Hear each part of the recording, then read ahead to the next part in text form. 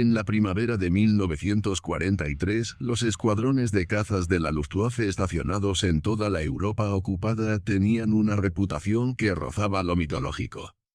Estos no eran pilotos ordinarios. Eran ases, hombres cuyos nombres aparecían en periódicos y películas de propaganda, cuyos recuentos de derribos alcanzaban las 3 cifras, cuya brillantez táctica había destrozado las fuerzas aéreas de Polonia, Francia y la Unión Soviética. El mayor Günter Reil tenía más de 200 victorias confirmadas. El teniente Walter Krupinski volaba con tal precisión que el personal de tierra lo llamaba el artista.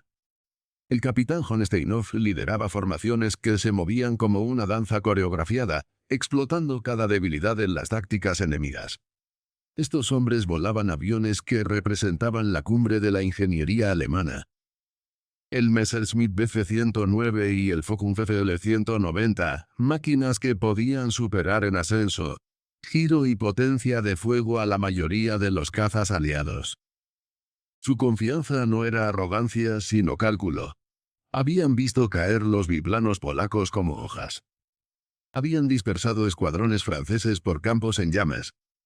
En el frente oriental, habían logrado proporciones de derribos que desafiaban la creencia. A veces 10 o 20 aviones soviéticos destruidos por cada pérdida alemana. El brazo de cazas de la Luftwaffe se consideraba invencible no por propaganda, sino por resultados documentados. Cuando los informes de inteligencia a principios de 1942 indicaron que los bombarderos pesados estadounidenses pronto comenzarían operaciones sobre Europa, la reacción entre los pilotos alemanes fue desde la curiosidad hasta el desdén. Los estadounidenses no tenían experiencia. Sus pilotos no tenían experiencia en combate. Sus tácticas eran teóricas, aprendidas de manuales en lugar de forjadas en la batalla. La evaluación era clínica y parecía razonable. Esta sería otra fuerza aérea que romper, otra adición a la creciente leyenda de la Luftwaffe, pero en 2 años, esta fuerza de élite sería destrozada. No por cazas estadounidenses superiores, no por pilotos mejor entrenados, no por tecnología revolucionaria. La Luftwaffe sería aplastada por algo que nunca vieron venir. Algo tan mundano y poco glamuroso que incluso después de la guerra, muchos veteranos alemanes tuvieron dificultades para aceptarlo como el arma que los derrotó. Las primeras misiones de bombarderos pesados estadounidenses sobre la Europa ocupada comenzaron en agosto de 1942, despegando desde bases construidas apresuradamente en la campiña inglesa. La octava Fuerza Aérea llegó con las fortalezas volantes Boeing 17 y los Consolidated 24 Liberator, enormes bombarderos cuatrimotores diseñados para atacar en profundidad el territorio enemigo a plena luz del día. Los pilotos de caza alemanes observaron estas primeras incursiones con interés profesional. Las formaciones eran laxas, el fuego defensivo no estaba coordinado, las tripulaciones estadounidenses eran claramente inexpertas. Misión tras misión, los escuadrones de la Luftwaffe se abrían paso entre las formaciones de bombarderos, explotando brechas, aislando a los rezagados y acumulando derribos. En octubre de 1943, una única incursión en Schweinfurt costó a los estadounidenses 60 bombarderos destruidos y más de 600 hombres muertos, desaparecidos o capturados.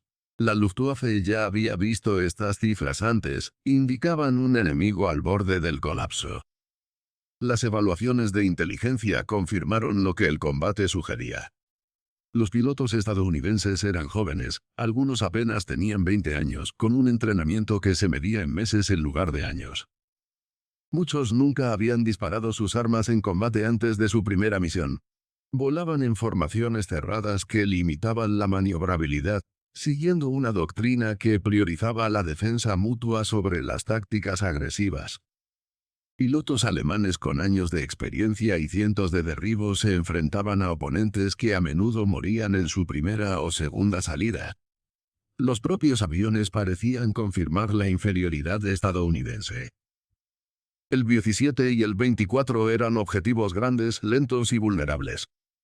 Los primeros cazas de escolta como el 38 Lightning y el P-47 Thunderbolt tenían un alcance limitado y parecían superados por los defensores alemanes. Cuando los estadounidenses introdujeron el 51 Mustang a finales de 1943, representó una mejora significativa, pero incluso entonces los ases de la Luftwaffe mantuvieron la confianza. La calidad individual de las aeronaves importaba menos que la habilidad del piloto, y en habilidad de piloto, Alemania tenía una ventaja abrumadora. Lo que los alemanes no entendieron, lo que sus evaluaciones de inteligencia e informes de combate no lograron captar, fue que no estaban luchando contra una fuerza aérea en el sentido tradicional, estaban luchando contra un sistema, y ese sistema operaba según principios que la Luftwaffe nunca había encontrado. Detrás del drama del combate aéreo, lejos de los focos y las cámaras de propaganda, las bases aéreas estadounidenses en Inglaterra operaban con una precisión que rozaba la obsesión. La actividad que definía estas bases no era heroica ni glamurosa, era metódica, repetitiva y burocrática hasta un punto que parecía casi absurdo.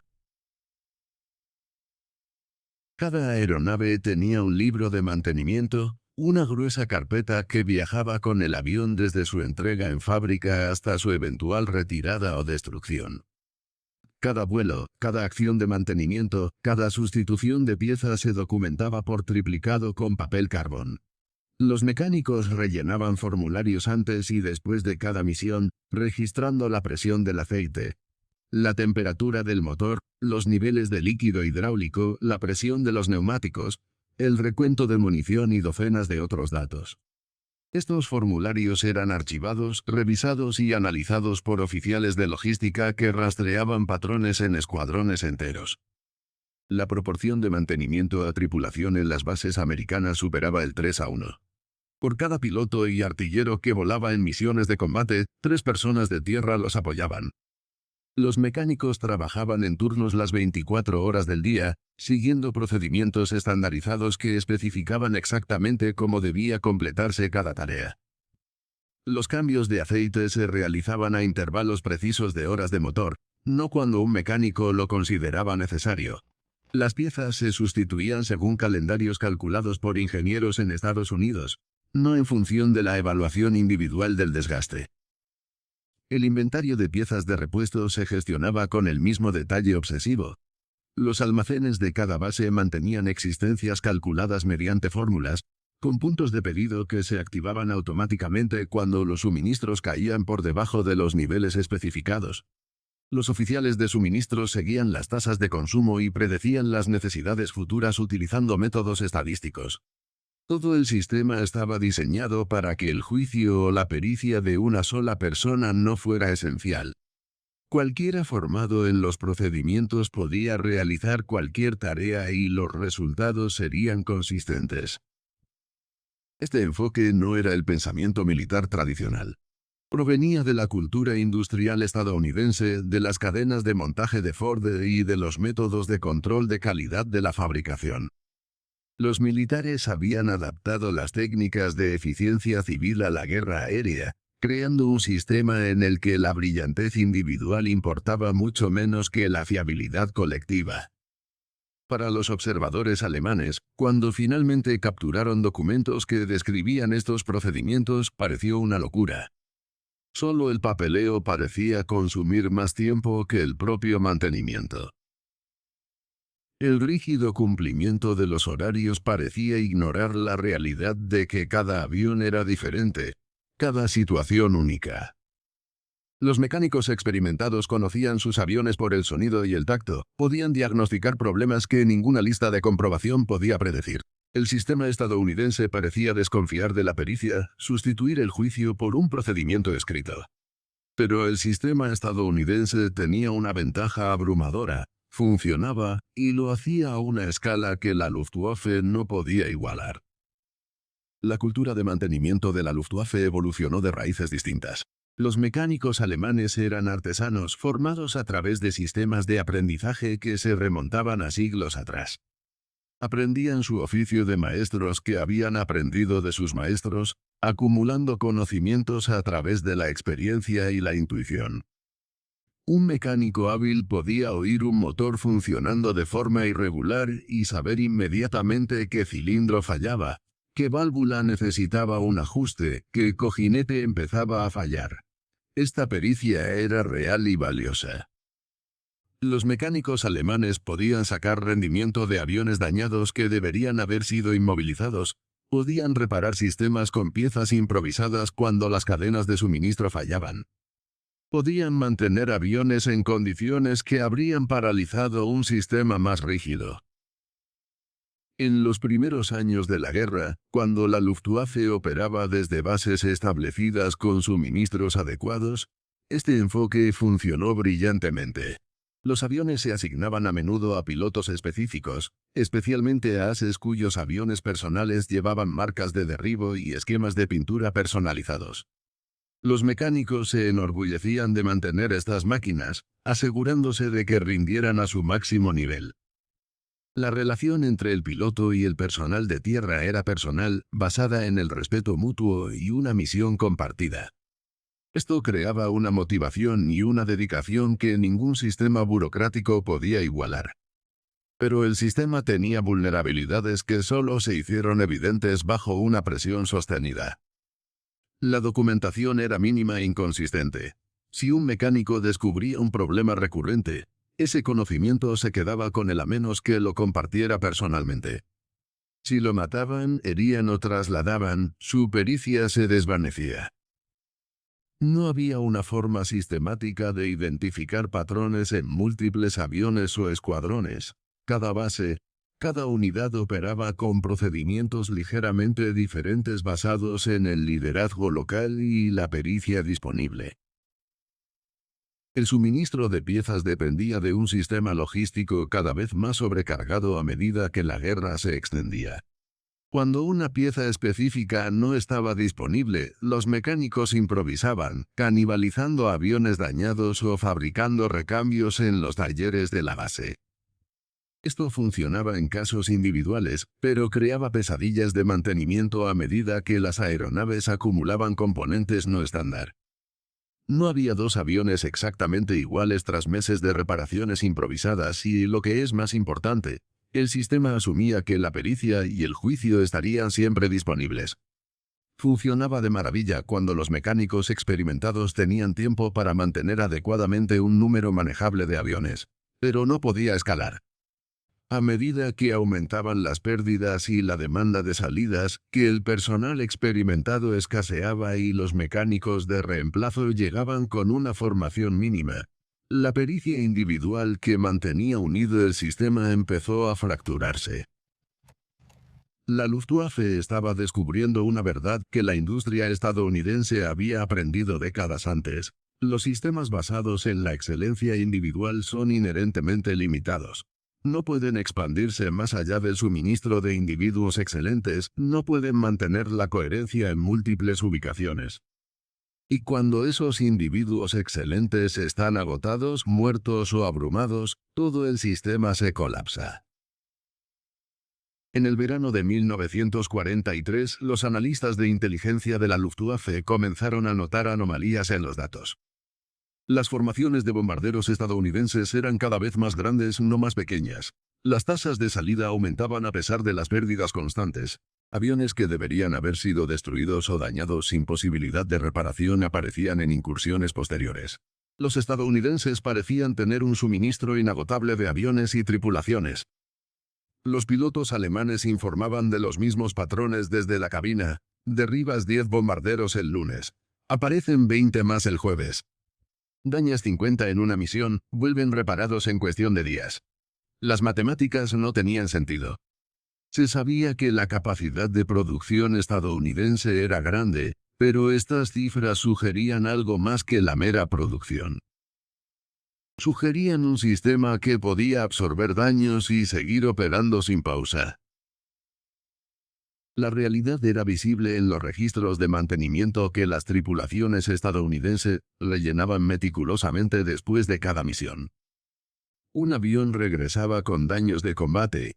En cuestión de horas, un equipo de evaluación de daños lo inspeccionaba, lo fotografiaba y rellenaba formularios detallando cada agujero, cada componente dañado, cada sistema que requería atención. Estos formularios iban a un oficial de control de mantenimiento que programaba las reparaciones y pedía las piezas. Las piezas llegaban de depósitos de suministros que habían anticipado la necesidad basándose en datos históricos. Los mecánicos trabajaban por turno siguiendo procedimientos de reparación detallados. En 2 o 3 días, el avión era probado en vuelo y devuelto al servicio. Esto no era heroico. No era una improvisación ingeniosa de mecánicos brillantes. Era un sistema que operaba según su diseño, procesando aviones dañados a través de un flujo de trabajo estandarizado que no requería ningún genio individual. Los mecánicos eran competentes pero no excepcionales. Los procedimientos eran detallados pero no complejos. Toda la operación funcionaba como una fábrica, que era precisamente el objetivo. Las bases alemanas podían lograr resultados similares con un esfuerzo excepcional. Una tripulación dedicada trabajando sin descanso podía devolver rápidamente un avión dañado al servicio. Pero esto requería llevar a los hombres al agotamiento, quitar recursos de otros aviones y depender del juicio de mecánicos experimentados que eran cada vez más escasos. Los estadounidenses lograban los mismos resultados de forma rutinaria, con turnos programados y cargas de trabajo predecibles, día tras día, semana tras semana, sin tregua. Las tasas de salida contaban la historia en cifras que no podían ser rebatidas. A principios de 1943, la octava Fuerza Aérea lanzaba quizás 200 salidas por semana. A finales de 1943, esta cifra había aumentado a más de 1000. A mediados de 1944, las tasas de salida semanales superaban las 3000. La Luftwaffe, por el contrario, luchaba por mantener las tasas de salida que había alcanzado en 1940, la disponibilidad operativa. El porcentaje de aviones disponibles para el combate disminuyó constantemente de más del 80% a menos del 50%. Para los comandantes de la Luftwaffe, la situación era exasperante. Tenían los pilotos, tenían los aviones. Tenían la habilidad táctica. Lo que les faltaba era la capacidad poco glamurosa de mantener los aviones volando día tras día sin pausa. El aburrido trabajo de la logística de mantenimiento, los interminables formularios y listas de verificación, el seguimiento obsesivo de las horas del motor y la vida útil de las piezas, esto estaba determinando el resultado de la guerra aérea de forma más decisiva de lo que la destreza en el combate aéreo jamás podría. El impacto psicológico en los pilotos de caza alemanes se intensificó a lo largo de 1944. No estaban siendo superados en combate en el sentido tradicional. En enfrentamientos individuales, los pilotos experimentados de la Luftwaffe todavía tenían ventajas. Pero la naturaleza de la guerra aérea había cambiado de un concurso de habilidad a una guerra de desgaste. Y el desgaste favorecía al bando que podía mantener la presencia. Los pilotos que habían volado 2 o 3 misiones por semana en 1940, ahora volaban 2 o 3 por día cuando había aviones disponibles. Los estadounidenses venían por la mañana y por la tarde atacando diferentes objetivos, forzando despegues constantes.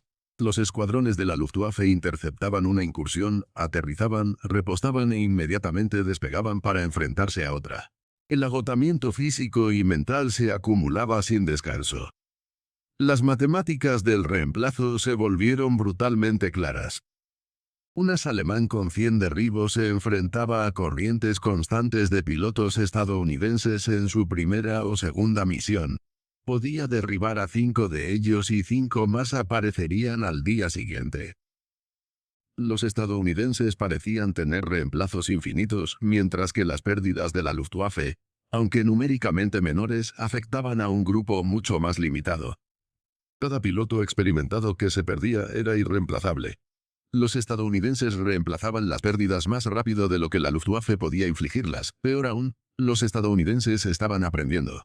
Aquellos pilotos inexpertos que sobrevivían a sus primeras misiones aprendían las lecciones rápidamente. Las tácticas mejoraron. La disciplina de formación se endureció, los cazas de escolta ampliaron su alcance y aumentaron su número.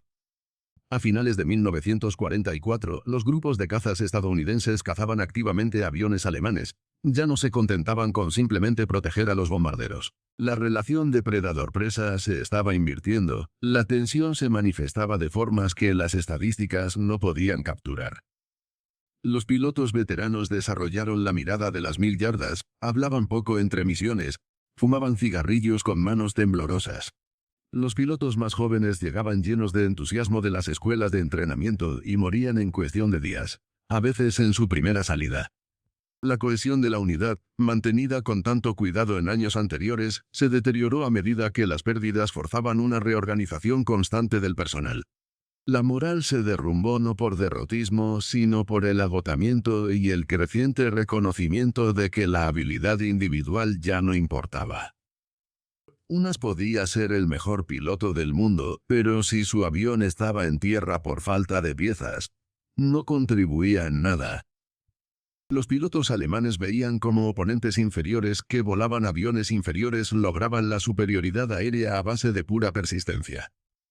La humillación se veía agravada por el conocimiento de que no estaban siendo vencidos por mejores guerreros, sino por un sistema mejor. El personal de tierra compartía la desmoralización. Los mecánicos trabajaban en turnos de 16 horas, canibalizando 3 aviones dañados para crear una máquina que pudiera volar, sabiendo que mañana traería la misma lucha desesperada. El orgullo por la artesanía que una vez definió su trabajo dio paso al agotamiento y la improvisación. Cada avión remendado era una solución temporal a un problema insostenible. El desgaste destrozaba a los hombres con más eficacia que el combate. Las bajas por enfermedades relacionadas con el estrés aumentaron. Los accidentes por fatiga se multiplicaron. Pilotos y mecánicos se desgastaban no por oponentes superiores, sino por la presión implacable e inmutable de un enemigo que simplemente nunca dejaba de venir. El comandante Günther Rale estaba sentado en el barracón de dispersión de su base en Alemania una tarde de marzo de 1944, mirando un informe de mantenimiento que no tenía sentido. Su avión personal, un Bf-109 que lo había llevado a través de docenas de misiones, estaba inmovilizado en tierra. No por daños en combate, no por un fallo mecánico. Estaba en tierra porque había alcanzado el límite de horas de su motor y el motor de repuesto no había llegado. Era la tercera vez en 2 semanas que su avión estaba no disponible por razones no relacionadas con un mal funcionamiento real. La frustración era exasperante. El motor funcionaba perfectamente. El avión volaba sin problemas.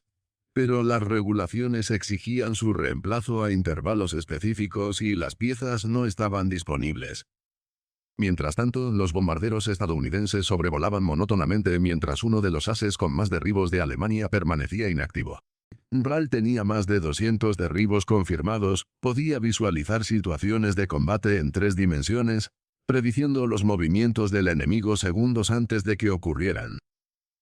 Podía colocar las balas con una precisión que otros pilotos envidiaban. Su conciencia situacional le permitía seguir a múltiples aeronaves simultáneamente, enfrentándose a las amenazas por orden de prioridad y retirándose antes de entrar en posiciones vulnerables. Nada de esta pericia importaba cuando su avión estaba en un hangar, esperando piezas que podrían llegar mañana, la próxima semana o nunca. El contraste con los estadounidenses era ineludible. Rale había observado desde tierra cómo pasaban formaciones de 17, algunos dejando una estela de humo, otros con daños visibles pero todos manteniendo la formación. Sabía por los informes de inteligencia que muchos de esos aviones dañados volverían a volar en cuestión de días. No porque los mecánicos estadounidenses fueran más hábiles que los alemanes, sino porque el sistema estadounidense no dependía de la habilidad. Dependía de procedimientos, disponibilidad de piezas y una planificación logística que asumía que los daños eran rutinarios y planificaba en consecuencia. Esta era el arma invisible. No eran mejores pilotos, ni aviones superiores, sino el trabajo aburrido y poco glamuroso de los encargados de suministros y los oficiales de logística que se aseguraban de que las piezas llegaran antes de ser necesarias. de que se cumplieran los programas de mantenimiento, de que la disponibilidad de los aviones se mantuviera alta independientemente de las pérdidas en combate. Los estadounidenses habían creado un sistema donde la excelencia no era necesaria porque el sistema en sí era excelente. Ral pensó en los mecánicos de las bases estadounidenses que rellenaban formularios por triplicado, que registraban cada acción de mantenimiento en libros de registro, que seguían listas de verificación incluso para tareas rutinarias. Parecía ineficiente, burocrático, una pérdida de tiempo y papel. Sin embargo, esos mecánicos podían mantener unas tasas de salida que la Luftwaffe ya no podía igualar. La eficiencia aburrida derrotó a la improvisación brillante. Esa misma tarde, por fin llegó un motor de repuesto, los mecánicos lo instalaron durante la noche. Por la mañana, el avión estaba listo. Ral voló 3 misiones ese día, derribando 2 cazas estadounidenses y dañando un bombardero. Su habilidad permanecía intacta. Pero al aterrizar tras la tercera salida, agotado y con poca munición, vio otra formación de bombarderos estadounidenses cruzar el cielo hacia sus objetivos. Mañana volverían, y al día siguiente y al otro. Sus victorias personales, por impresionantes que fueran, no significaban nada contra un oponente que medía el éxito no en la brillantez individual, sino en un ritmo operativo sostenido. El as se había enfrentado al sistema, y el sistema estaba ganando. Para el verano de 1944, la disponibilidad operativa de la Luftwaffe había caído por debajo del 40%. Menos de la mitad de los aviones disponibles podían volar en un día cualquiera. Las razones eran múltiples y estaban interconectadas. La escasez de piezas se había vuelto crónica a medida que los bombardeos aliados interrumpían la industria y las redes ferroviarias alemanas. Las asignaciones de combustible disminuyeron a medida que se destruían las refinerías y se cortaban los suministros de petróleo de Rumanía. El personal de mantenimiento fue desviado a otras tareas mientras Alemania se movilizaba para la defensa terrestre. Toda la estructura de apoyo que mantenía los aviones operativos se estaba desintegrando. Los estadounidenses, por el contrario, mantenían tasas de disponibilidad operativa superiores al 80%. Su sistema, diseñado para funcionar incluso cuando fallaban componentes individuales, demostró ser resistente bajo presión.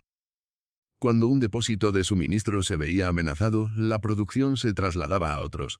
Cuando se interrumpían las rutas de transporte, se implementaban alternativas.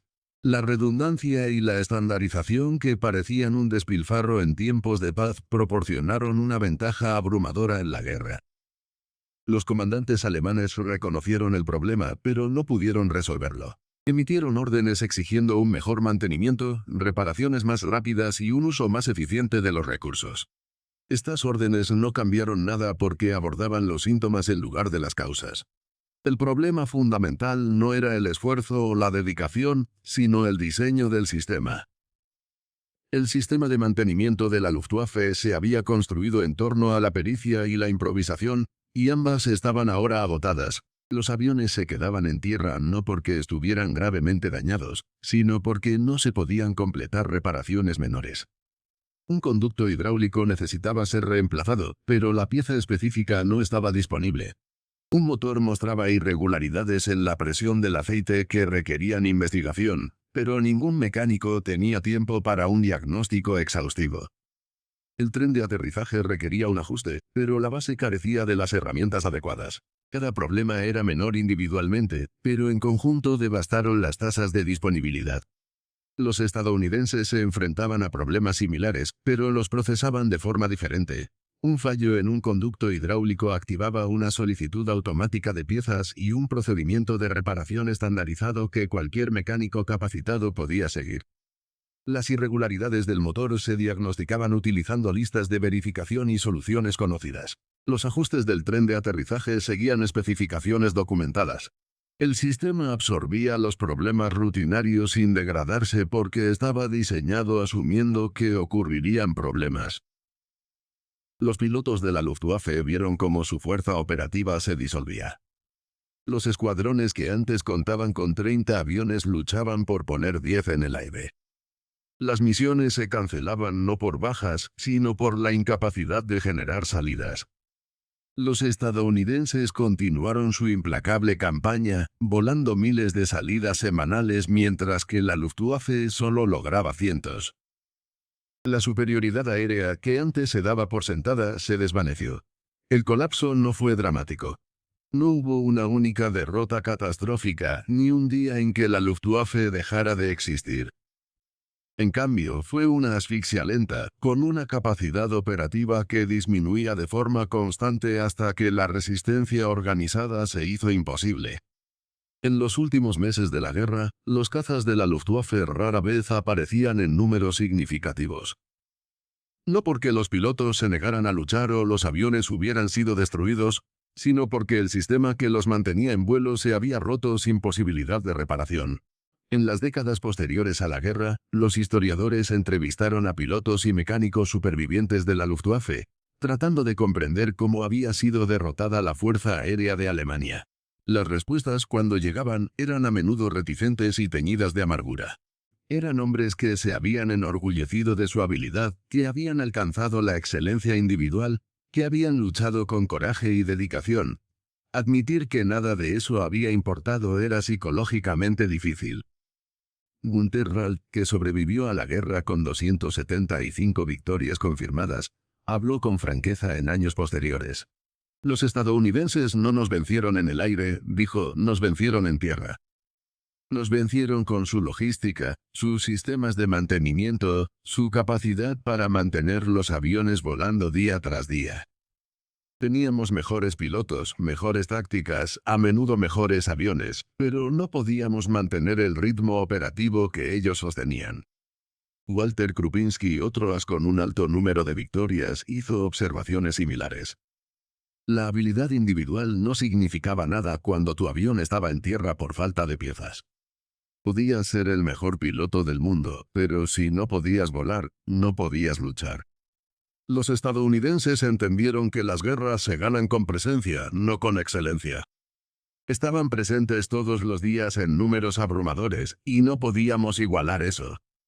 Mecánicos que habían trabajado en aviones de la Luftwaffe describieron la frustración de ver máquinas superiores inactivas mientras aviones estadounidenses inferiores llenaban el cielo.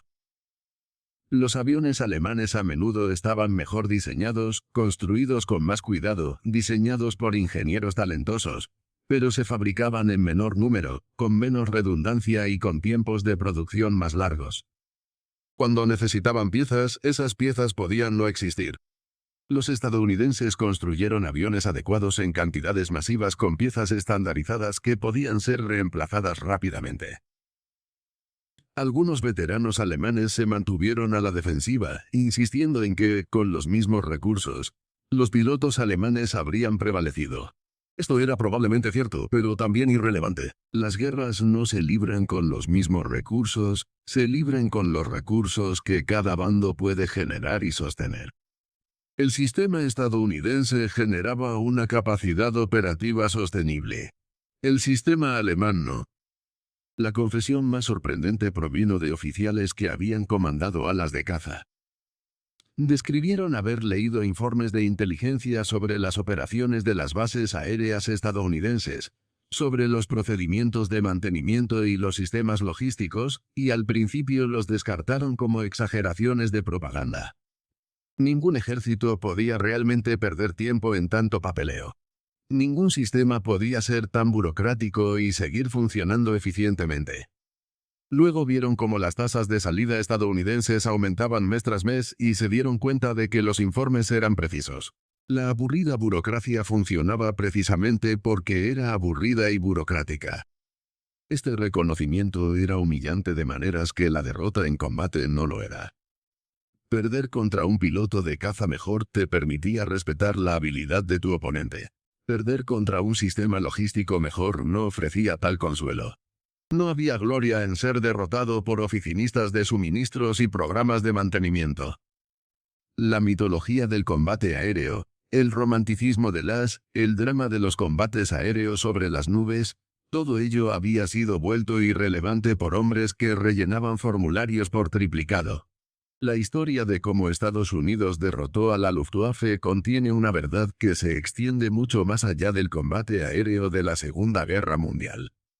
Revela algo fundamental sobre cómo las empresas complejas tienen éxito o fracasan, sobre lo que realmente importa cuando los sistemas compiten contra otros sistemas. La excelencia en tareas dramáticas y visibles no puede compensar el fracaso en tareas mundanas e invisibles. La Luftwaffe tenía excelencia en pilotaje, en tácticas, en diseño de aeronaves. Estas cosas importaban, pero no tanto como el trabajo poco glamuroso de seguimiento del mantenimiento, gestión de inventario de piezas y estandarización de procedimientos. Lo espectacular es seductor, pero las guerras se ganan en los detalles aburridos. Los sistemas que dependen de la excelencia individual no pueden escalar más allá del suministro de individuos excelentes. El sistema de mantenimiento de la Luftwaffe funcionaba de manera brillante cuando contaba con artesanos experimentados que trabajaban en condiciones manejables. Colapsó cuando esas condiciones cambiaron. El sistema estadounidense funcionaba adecuadamente sin importar la pericia individual porque estaba diseñado para no requerir personas excepcionales. Esto lo hizo resistente donde el sistema alemán era frágil. La sostenibilidad vence a la intensidad. Los pilotos alemanes podían alcanzar un mayor rendimiento en ráfagas cortas, pero los estadounidenses podían mantener un rendimiento moderado indefinidamente. En una guerra de desgaste, el bando que puede mantener la presencia a lo largo del tiempo prevalece sobre el que logra la brillantez ocasionalmente. El ritmo implacable y agotador importaba más que las capacidades máximas. Los ejércitos modernos asimilaron estas lecciones a fondo. Todo ejército avanzado opera ahora con el tipo de sistemas logísticos y de mantenimiento que parecían excesivos a los observadores alemanes en 1943. Las tasas de disponibilidad operativa se siguen de forma obsesiva. Los procedimientos de mantenimiento están estandarizados y documentados. Las cadenas de suministro de piezas están diseñadas con redundancia. El reconocimiento de que estas aburridas funciones administrativas determinan el éxito en combate se ha convertido en una doctrina fundamental. Pero la lección se extiende más allá de las operaciones militares. Las organizaciones de todo tipo se enfrentan a la elección entre sistemas basados en la excelencia individual y sistemas basados en procesos sostenibles. El primero apela a nuestra admiración por el talento y la habilidad. El segundo parece burocrático y desmoralizador. Sin embargo, en las competiciones entre los dos enfoques, el proceso sostenible suele prevalecer. Los mecánicos que rellenaban los registros de mantenimiento por triplicado, los oficiales de suministros que seguían el inventario de piezas con un detalle obsesivo. Los planificadores logísticos que diseñaron redes de transporte redundantes. Estas fueron las personas que derrotaron a la Luftwaffe. Nunca volaron en combate. Sus nombres no aparecieron en ningún periódico. Ningún monumento honra su contribución. Pero ganaron la guerra aérea sobre Europa de forma tan decisiva como cualquier piloto de caza. El orden oculto nunca estuvo realmente oculto, siempre fue visible en los registros de mantenimiento, las solicitudes de suministro, los procedimientos estandarizados que regían las operaciones de las bases aéreas estadounidenses. Lo que estaba oculto era su importancia. Ambos bandos subestimaron cuánto importarían estos sistemas mundanos. Los alemanes aprendieron demasiado tarde que las guerras no las ganan los mejores guerreros, sino los mejores sistemas para sostener a los guerreros en el campo de batalla, y esto sigue siendo cierto hoy en día. En los negocios, en la tecnología, en cualquier campo donde el rendimiento sostenido importa. La infraestructura aburrida derrota al individuo brillante. El trabajo poco glamuroso de crear sistemas fiables, documentar procesos, mantener estándares, es lo que separa a las organizaciones que perduran de las que brillan intensamente y se desvanecen. La lección de la derrota de la Luftwaffe no es que la excelencia no importe. Es que la excelencia sin sistemas sostenibles no puede prevalecer contra sistemas sostenibles con capacidades adecuadas. La guerra aérea sobre Europa no se decidió en dramáticos combates aéreos, sino en los hangares de mantenimiento donde los mecánicos seguían listas de verificación. Los vencedores no fueron los pilotos que se llevaron la gloria, sino los oficinistas de suministros que se aseguraron de que las piezas llegaran a tiempo. El arma que aplastó a la fuerza aérea de élite de Hitler no fue la tecnología avanzada ni un entrenamiento superior. Era el orden oculto de los procedimientos estandarizados, los registros mantenidos y la disciplina burocrática, lo que parecía un derroche para quienes no entendían su poder.